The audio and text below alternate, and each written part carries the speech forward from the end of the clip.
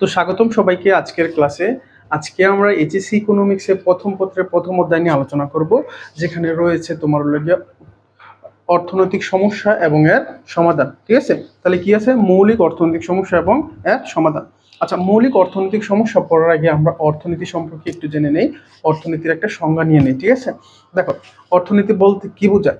তাহলে বিকল্প ব্যবহারযোগ্য সীমিত সম্পদের মাধ্যমে কিভাবে অসীম অভাবের মোকাবেলা করা যায় তার সম্পর্কিত আলোচনাই হলো অর্থনীতি। তাহলে অর্থনীতির সংজ্ঞাটা আমি আবার বলে দিচ্ছি, একটু কষ্ট করে তোমরা নোট করে নিবা, যে বিকল্প ব্যবহারযোগ্য সীমিত সম্পদের মাধ্যমে কিভাবে অসীম অভাবের মোকাবেলা করা যায় তার সম্পর্কিত আলোচনাই হলো অর্থনীতি। ঠিক আছে, আচ্ছা এই অর্থনীতিতে আমরা দুইটা জিনিস পাইছি, একটা দেখো হচ্ছে সীমিত সম্পদ,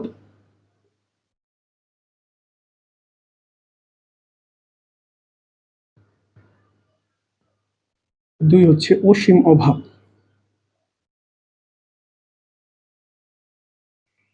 দেখো অর্থনীতির সংজ্ঞা থেকে আমরা এই দুইটা জিনিস পাইছি, একটা হচ্ছে সীমিত সম্পদ আর একটা হচ্ছে অসীম অভাব। সীমিত সম্পদ বলতে বোঝায় সম্পদের যে সীমাবদ্ধতা, অর্থাৎ প্রকৃতিতে কিনে পর্যাপ্ত পরিমাণে সম্পদ বিদ্যমান না। এই যে অবিদ্যমান সম্পদ অর্থাৎ স্বল্পতা, সম্পদ কি পৃথিবীতে স্বল্প, পৃথিবীতে চাইলেই কি করতে পারবে না, তুমি সকল সম্পদ পর্যাপ্ত পরিমাণে পাইবে না। এই অপর্যাপ্ততা বা স্বল্পতাকে বলা হয় সীমিত সম্পদ, অর্থাৎ সম্পদের সীমাবদ্ধতাকে। ঠিক আছে, আচ্ছা এরপর আছে তোমার অসীম অভাব। অসীম অভাব, অভাব বলতে তো আমরা বুঝি কোনো কিছু পাওয়ার আকাঙ্ক্ষা, ঠিক না, সাধারণ ভাষায়। আচ্ছা এই অভাব কি অপরিসীম বা সীমাহীন বলা হচ্ছে অর্থনীতিতে। অর্থনীতিতে অভাব সীমাহীন বলার কারণ হচ্ছে যখনই আমাদের সামনে একটা অভাব অভাব দেখা যায় তখন আমরা এটা পূরণ করার জন্য চেষ্টা করি। যখন আমাদের এই অভাবটা পূরণ হয়ে যায় তখন আমরা কি করি, আমাদের সামনে আরেকটা অভাব তৈরি হয়, তখন আমরা ওই অভাবটা পূরণ করার জন্য চেষ্টা করি। আবার যখন ওইটা পূরণ করি তখন আমাদের সামনে আরেকটা সমস্যার সমাধান অভাব তৈরি হয়, তখন আমরা এইভাবে কি করতে থাকি, আমার ধারাবাহিকতা চলতেই থাকে। অর্থাৎ মানুষের অভাব পূরণ হলেই আরেকটা নতুন অভাব সৃষ্টি হয়। এটাকে অর্থনীতিতে বলা হচ্ছে অসীম অভাব। কথা ক্লিয়ার? আচ্ছা এই অসীম অভাব এবং সীমিত সম্পদটা একটু মনে রাখবা। ঠিক আছে, এখন আসো অর্থনৈতিক প্রধান অর্থনৈতিক সমস্যা। দেখো তাহলে মৌলিক অর্থনৈতিক সমস্যাটা কি? তাহলে অর্থনৈতিক সমস্যা, হ্যাঁ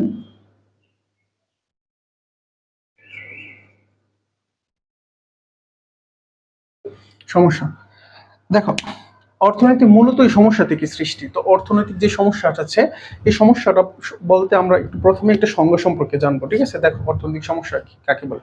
তাহলে আমরা একটু আগে পড়ছি যে অসীম অভাব।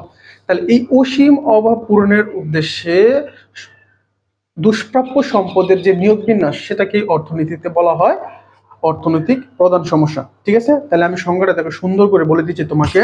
দেখো অসীম অভাব পূরণের উদ্দেশ্যে দুষ্প্রাপ্য সম্পদের নিয়োগ বিন্যাস হচ্ছে প্রধান অর্থনৈতিক সমস্যা। এখন এই অর্থনৈতিক সমস্যাকে প্রাথমিকভাবে অর্থনীতিবিদগণ দুইটি সমস্যা চিহ্নিত করে। কয়টি সমস্যা? দুইটি। এক,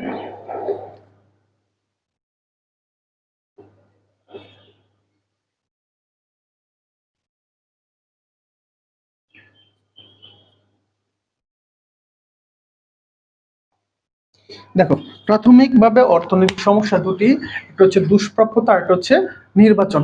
দেখো দুষ্প্রাপ্যতা কি? দুষ্প্রাপ্যতা বলতে আমরা, দেখো দুষ্প্রাপ্য বলতে আমরা কি বুঝি, সাধারণ ভাষায় বুঝি যে এমন কিছু জিনিস যেগুলো হচ্ছে সচরাচর পাওয়া যায় না। যেমন কোহিনূর একটা হীরা, এই হীরাটা তুমি চাইলেই সংগ্রহ করতে পারবে না, এটা একটা দুষ্প্রাপ্য হীরা, ঠিক না, এরকম বুঝি। কিন্তু অর্থনীতিতে দুষ্প্রাপ্য বলতে বিষয়টা এরকম না।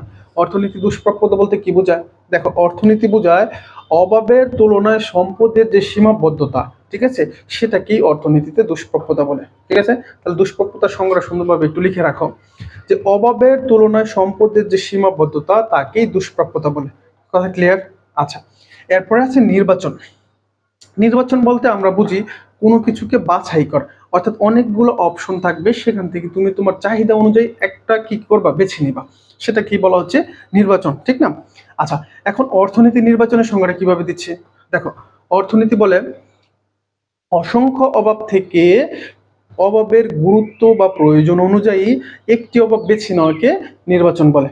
ঠিক আছে, তাহলে অর্থনীতি নির্বাচনের সংজ্ঞাটা দিচ্ছে, দেখো কিভাবে, অসংখ্য অভাব থেকে অভাবের গুরুত্ব বা প্রয়োজন অনুযায়ী একটি অভাব বেছে নেওয়াকে নির্বাচন বলে। ঠিক আছে, আচ্ছা এই নির্বাচনকে বুঝতে হলে বা কোনো একটা দ্রব্য যখন আমরা নির্বাচন করতে যাব তখন আমাদের দুইটা জিনিসের প্রয়োজন হবে। দেখো এক, সুযোগ ব্যয়, 2 হচ্ছে তোমার উৎপাদন সম্ভাবনা রেখা।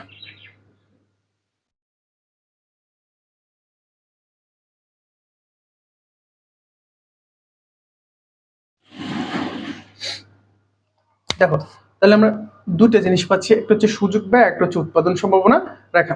দেখো সুযোগ ব্যয় বলতে আমরা কি বুঝি? সুযোগ ব্যয় বলতে বিষয়টা এরকম না যে আমরা সুযোগ পাইছি, আমাদের সুযোগ মতন কোনো কিছু ব্যয় করতেছি, সেটাই হচ্ছে সুযোগ ব্যয়। বিষয়টা এরকম না। অর্থনীতি সুযোগ ব্যয় এটাকে বলে না। অর্থনীতি কি বলে? অর্থনীতি সুযোগ ব্যয়কে কিভাবে এক্সপ্লেইন করে দেখো। তাহলে অর্থনীতির সুযোগ ব্যয় হচ্ছে কোনো একটি দ্রব্যের অতিরিক্ত উৎপাদন করার জন্য অপর একটি দ্রব্যের যে পরিমাণ উৎপাদন ছেড়ে দেওয়া হয় সেটাকে বলা হয় সুযোগ ব্যয়। ঠিক আছে? তাহলে দেখো যদি একটা উদাহরণ নিই আমরা, তাহলে একটু বুঝবা। দেখো এই হচ্ছে আমাদের একটা জমি, এখানে ধরো হচ্ছে আমরা এই অর্ধেক জমিতে 50% হচ্ছে তোমার হলো গিয়ে ধান চাষ করছি, আর এইখানে তোমার হলো গিয়ে 50% ধরো হচ্ছে তোমার হলো গিয়ে আমরা আলু চাষ করছি।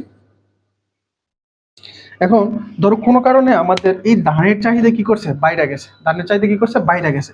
এখন যখন ধানের চাহিদা বাইরে গেছে, তখন আমাদের আলু চাহিদা যখন কমে যাবে, তখন আমরা আলুর তুলনায় ধান কি করব, বেশি উৎপাদন করব। যখন আলুর তুলনায় ধান যখন বেশি উৎপাদন করব, তখন আমাদের অবশ্যই কি করতে হবে, আলুর কিছু উৎপাদন ছেড়ে দিতে হবে।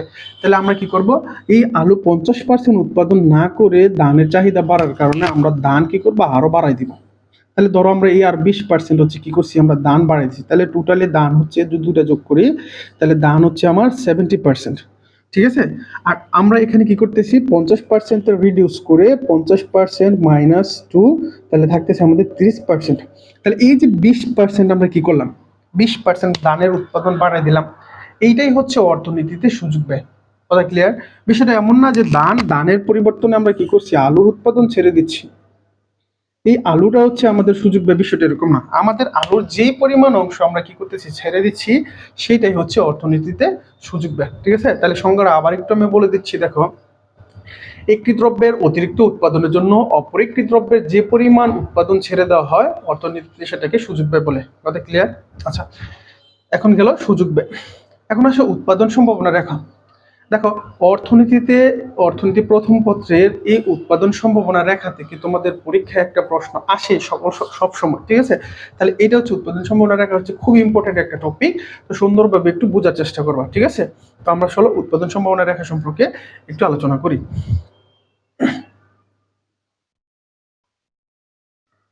দেখো, এখন এই উৎপাদন সম্ভাবনা রেখা কাকে বলে? দেখো, প্রথমে আমরা উৎপাদন সম্ভাবনা রেখার একটা সংজ্ঞা নিব। ঠিক আছে? দেখো, উৎপাদন সম্ভাবনা হলো এমন একটি রেখা যে রেখার প্রত্যেকটি বিন্দুতে নির্দিষ্ট পরিমাণ সম্পদ এবং চলতি প্রযুক্তি সাপেক্ষে দুটি উৎপন্ন দ্রব্যের সম্ভাব্য বিভিন্ন সংমিশ্রণকে নির্দেশ করে। ঠিক আছে? তাহলে এই হচ্ছে আমাদের উৎপাদন সম্ভাবনার সংজ্ঞা। দেখো, সংজ্ঞাটা যদিও একটু বড়, তোমরা যদি বুঝো তাহলে নিজেরাই বানাই দিতে পারবে সংজ্ঞাটা। ঠিক আছে? আমি আবার বলে দিচ্ছি। দেখো, উৎপাদন সম্ভাবনা রেখা হলো এমন একটি রেখা যে রেখার প্রতিটি বিন্দুতে নির্দিষ্ট পরিমাণ সম্পদ ও চলতি প্রযুক্তি সাপেক্ষে দুইটি উৎপন্ন দ্রব্যের সম্ভাব্য বিভিন্ন সংমিশ্রণকে নির্দেশ করে। বিষয়টা এরকম। দেখো, ধরো হচ্ছে আমরা যদি একটা উৎপাদন সম্ভাবনা রেখা কি, এই হচ্ছে ধরো আমাদের একটা উৎপাদন সম্ভাবনা রেখা। ঠিক আছে? এখানে হচ্ছে এক্স দ্রব্য, এখানে ধরো ওয়াই দ্রব্য। তাহলে দেখো, দুইটা দ্রব্য আমরা পাচ্ছি। এখন এই দুইটা দ্রব্য আমরা কি করব, এই উৎপাদন সম্ভাবনা রেখার মাধ্যমে কি করব, উৎপাদন করব। ধরো আমরা যদি এখানে একটা বিন্দু নেই, তাহলে এ বিন্দু, আবার যদি একটা বি বিন্দু নেই, এ হচ্ছে বি বিন্দু, এখন সি বিন্দু। তাহলে আমরা এ বিন্দুতে উৎপাদন করতে পারি, বি বিন্দুতে উৎপাদন করতে পারি, এবং সি বিন্দুতে উৎপাদন করতে পারি। তাহলে দেখো, যদি আমরা উৎপাদন করি তাহলে কি হচ্ছে, তাহলে বিষয়টা হবে, দেখো হচ্ছে তোমার হলো এই হচ্ছে একটা বিন্দু, এই হচ্ছে আরেকটা বিন্দু, এই হচ্ছে সি বিন্দুতে উৎপাদন। তাহলে এ বিন্দু, বি বিন্দু, সি বিন্দুতে উৎপাদনের সংখ্যাটা কি হচ্ছে দেখো। তাহলে আমরা যদি এখানটা দেখি, তাহলে এখানে হচ্ছে y0 পরিমাণ। আবার যদি বি বিন্দুতে উৎপাদন করি তাহলে হচ্ছে আমাদের কি y1 পরিমাণ। আবার যখন সি বিন্দুতে উৎপাদন করব তখন হবে y2 পরিমাণ। ঠিক আছে? তাহলে আমাদের কি করছে, যখন আমরা কি করতেছি, আবার এদিকে দেখো, যখন x দ্রব্য এদিকে আমরা এ বিন্দুতে উৎপাদন করতেছি তখন হবে তোমার হলো গিয়ে x2 পরিমাণ। আবার যখন বি বিন্দুতে করবো তখন হবে কি x1 পরিমাণ। আবার যখন সি বিন্দুতে উৎপাদন করবো তখন x এর পরিমাণ হবে x0 পরিমাণ। ঠিক আছে?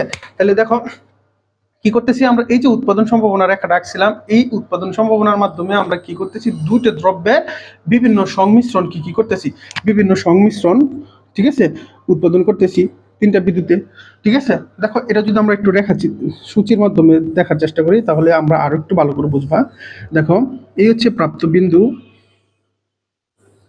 দেখো এখানে যদি আমরা নিই প্রাপ্ত বিন্দু, কি বিন্দু, এই যে প্রাপ্ত বিন্দু এ বি সি, তাহলে বিন্দু, হ্যাঁ প্রাপ্ত বিন্দু, এখানে আমরা কি নিব, দেখো আমি একটু বড় করে দিই এটা, তাহলে তোমাদের বুঝতে সমস্যা হবে, সহজ হবে। হ্যাঁ দেখো, তাহলে আমরা প্রথমে নিব প্রাপ্ত বিন্দু, তাহলে প্রাপ্ত বিন্দু আমরা দেখো কটা পাইছি, তিনটা বিন্দু, তাহলে এ বি এবং সি, এই তিনটা বিন্দুতে আমরা কি করছি, উৎপাদন করছি। তাহলে দেখো এক্স দ্রব্য,